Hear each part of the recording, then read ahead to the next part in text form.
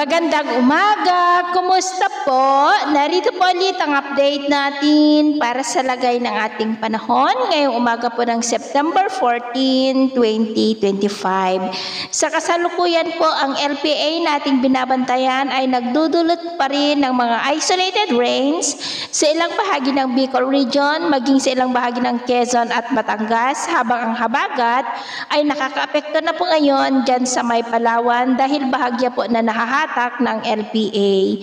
At sa atin naman pong WindMap forecast, bago matapos ang buwan na ito ay may mga banta muli ng mga bagyo na maaari na mabuo sa paligid ng ating bansa at ang development ng mga yan ating babantayan.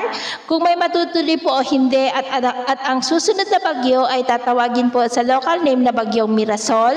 At ito nga ang pinapakita ng forecast model na ating ginagamit hanggang po sa susunod na 2 linggo. At sa lagay ng ating panahon, ngayong madaling araw dahil sa LPA ay may mga isolated rains sa ilang bahagi ng Bicol Region, Quezon, Aurora, Batangas, Marinduque, Romblon, Palawan, Dumaguete, at may mga isolated rains rin sa ilang pang bahagi ng Basilan, Zamboanga Peninsula, Misamis Occidental, Cagayan de Oro, Surigao del Norte, Davao at Sorsogon. At mamaya po ay sisikat naman ang araw sa malaking bahagi ng bansa pero may tsansa pa rin ng cloudy skies with isolated rains dyan sa may Bicol Region, Quezon Province, Batangas, Aurora, Marinduque, Romblon, Calapan at Palawan, maging sa ilang bahagi ng Surigao del Norte, Mati, Zamboanga del Sur, Misamis Occidental, Zamboanga at Basilan. Mamayang hapon, mas maraming lugar ulit ang makakaranas ng mas maulap na kalangitan with isolated rains.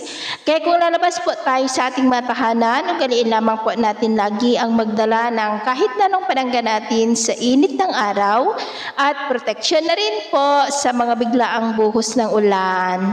At sa atin naman pong mga baybayin, wala naman po tayong nakataas na namang gale warning signals, pero ba yung pag-ingat lamang po kung papalaot tayo para po mas makaiwas sa mga sakunang pangkaragatan.